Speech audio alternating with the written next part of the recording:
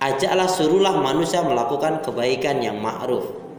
Kalaupun juga tetap bebal, bahkan bisa merusak hati, iman, ibadah kita, akhlak kita, dan tidak ada kebaikan, maka wa'arid anil jahilin, maka berpalinglah kamu dari orang-orang yang bodoh. Kemudian ada kaidah yang menarik dari Rasulullah, boleh ikutin saya, kita baca hadis Nabi yang pendek ini. Maaf ya, untuk yang nggak hafal nanti pulangnya terakhir. Deal? Ini hadisnya pendek sekali, jadi yang nggak hafal pulang terakhir ya. Ya sudah, ikutin saya dulu. Bismillahirrahmanirrahim. Qala Rasulullah sallallahu alaihi wasallam, la tusahib illa mu'minan, la tusahib illa mu'minan, la tusahib illa mu'minan. Janganlah kalian bergaul kecuali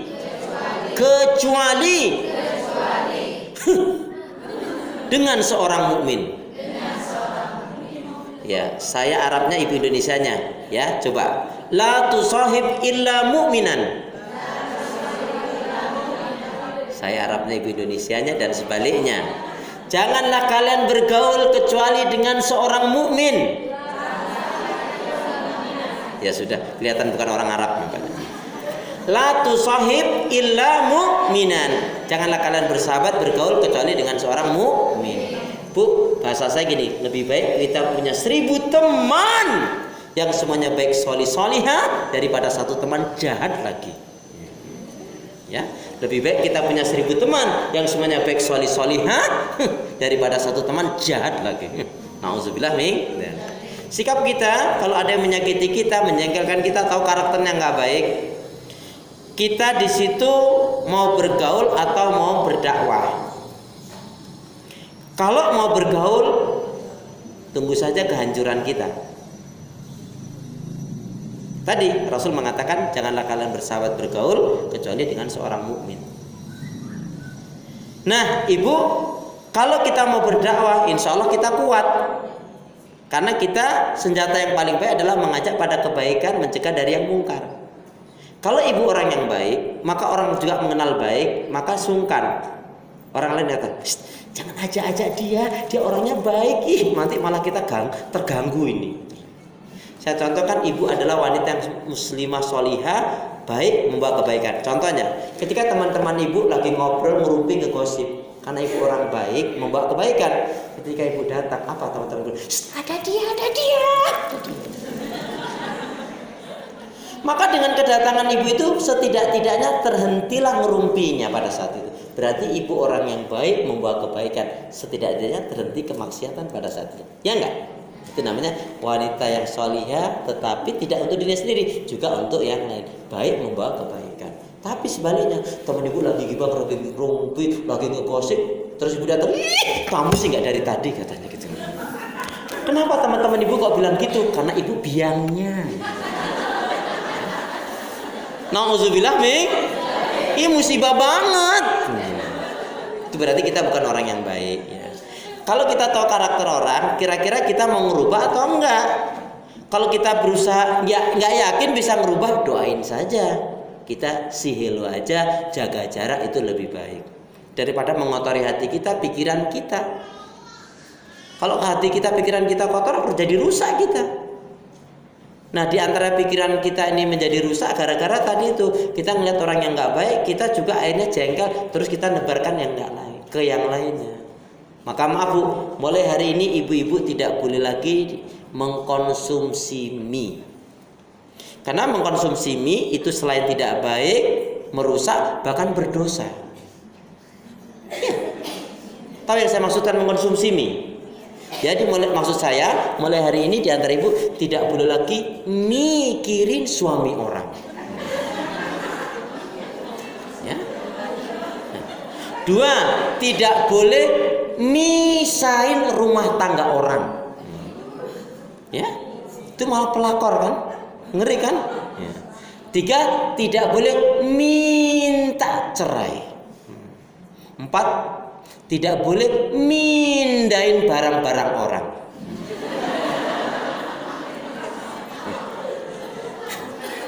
Yang kelima tidak boleh apa? Minta cerai. Udah, baru 3. Jadi tidak boleh minta sama orang yang nggak dikenal.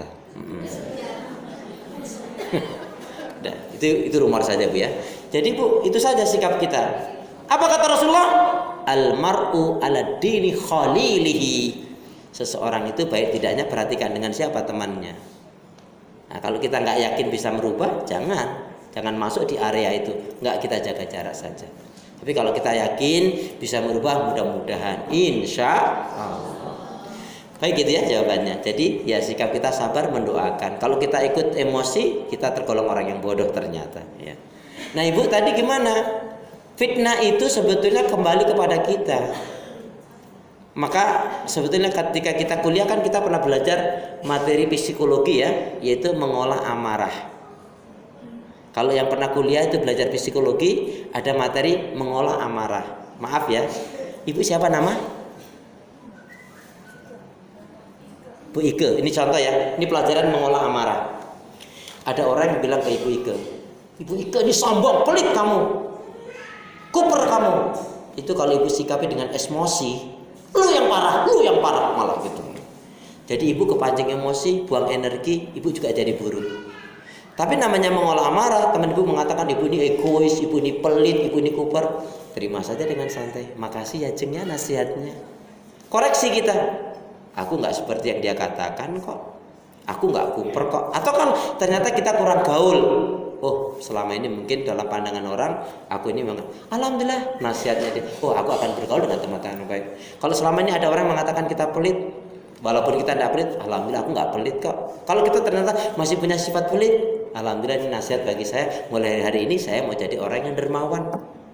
Itu namanya mengolah amarah. Jadi nggak boleh kita langsung masukkan kepada pikiran, hati kita, perasaan kita, nanti akan menggoyahkan diri kita. Makanya tadi itu namanya mengolah. Itu kan memang ibaratnya jamu itu kan pahit, obat itu pahit, tapi kan nikmat. Ya hasilnya gitu loh. Maka kalau dia difitnah orang, kalau dia nggak seperti yang dikatakan itu, santai saja. Dia dengan senyum katakan, aku tak sehina yang kau duga, semua terserah padamu. Beginilah aku adanya. Iya kan? Lowong kita, maaf Ibu misalkan tadi kan Ibunda Aisyah kan dituduh pelacur, coba, apa nggak ngeri itu Pak? Mau nggak pelacur kok, mau nggak berzina kok. Tapi tadi kalau emosi disikapi emosi, lu yang parah, gue ngerti kartu lu ish, kok jadi kita buang habis energi, habis itu kita menjadi pendosa, ceritain sama orang, aku sebel banget tuh sama itu dia tujuh. Emang dia ternyata itu, emang gitu, sumpah deh, masya Allah. Panjang cerita. Nah, perlunya kita belajar mengolah amarah. Mengolah amarah seperti tadi. Bahkan itu ada ulama yang minta biar dia itu menjadi orang yang baik. Dia minta kepada muridnya langsung jawab, ini ustadz yang nggak jujur, ini ustadz gitu deh. Tapi dia minta di publik begitu. Biar apa? Kan nasihatnya menyakitkan tadi. Tapi itu tadi kaitannya dengan mengolah amarah. Kemudian Bu, kalau orang yang emosi-emosi gitu, itu menunjukkan dia bodoh. Satu. Yang kedua menunjukkan dia kurang berilmu.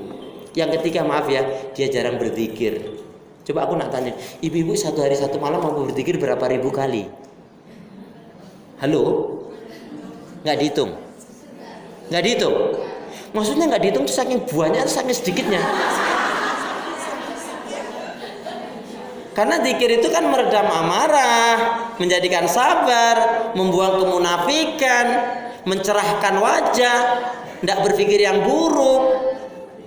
Kan senang. Suami datang, "Assalamualaikum." "Waalaikumsalam." "Ya Allah, Pak." Gitu loh. Gitu. Loh, lebay yang baik kenapa itu ibadah? Repot kalau ibu punya teman yang baik. "Assalamualaikum." "Waalaikumsalam." Lah, ya Allah gimana Ceng kabarnya? "Ya Allah aku seneng banget ketemu situ ya Allah. Insya Allah aku nggak lupa ngedoain situ." Kan enak, seneng kita. Coba kalau yang jutek, "Assalamualaikum." "Salam." Gimana kabar?" "Baik." "Kemana depan? Dari mana belakang?" Nggak nyaman.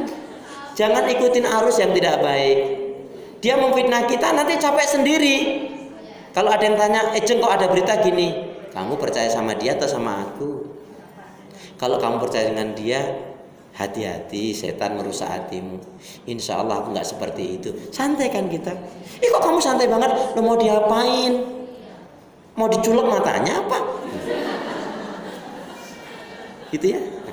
Kan akhlak tadi kaitannya juga menolak keburukan dengan kejahatan. Gitu ya. Masya Allah.